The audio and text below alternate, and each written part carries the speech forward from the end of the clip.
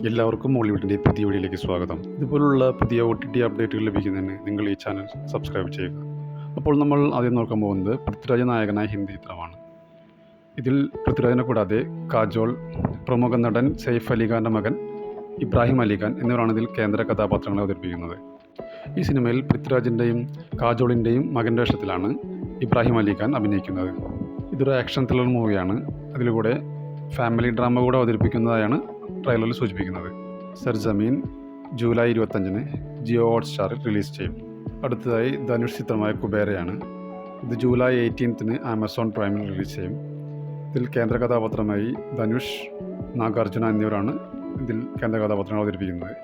അടുത്തൊരു അപ്ഡേറ്റ് അസ്ത്ര എന്ന മൂവിയാണ്. ഇത് ജൂലൈ 18-ന് മനോരമ മാക്സിൽ ലഭ്യമാകും.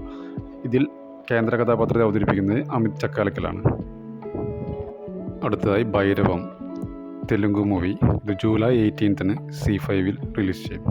അടുത്തത് ബാന്ദ്ര എന്ന മൂവിയുമായി ബന്ധപ്പെട്ടതാണ്. ഇതിൽ ദിലീപാണ് കേന്ദ്ര കഥാപാത്രത്തെ അവതരിപ്പിക്കുന്നത്. ഇതിൻ്റെ OTT റൈറ്റ്സ് ആമസോൺ പ്രൈമാണ് നേടിയിരിക്കുന്നത്. ഈ മാസം തന്നെ ഇത് റിലീസ് ചെയ്യുമെന്ന് പ്രതീക്ഷിക്കുന്നു.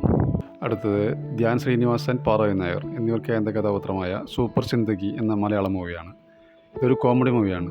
ഇത് മനോരമ മാക്സിൽ ജൂലൈ 24-ന് റിലീസ് ചെയ്യും. അടുത്തത് തമിഴിൽ നിന്നുള്ളൊരു അപ്ഡേറ്റാണ്. സട്ടവും നീതിയും. C5-ൽ ജൂലൈ 18-ന് ഇത് റിലീസ് ചെയ്യും. പുതിയ OTT റിലീസുകൾക്ക് ഈ ചാനൽ സബ്സ്ക്രൈബ് ചെയ്യുക.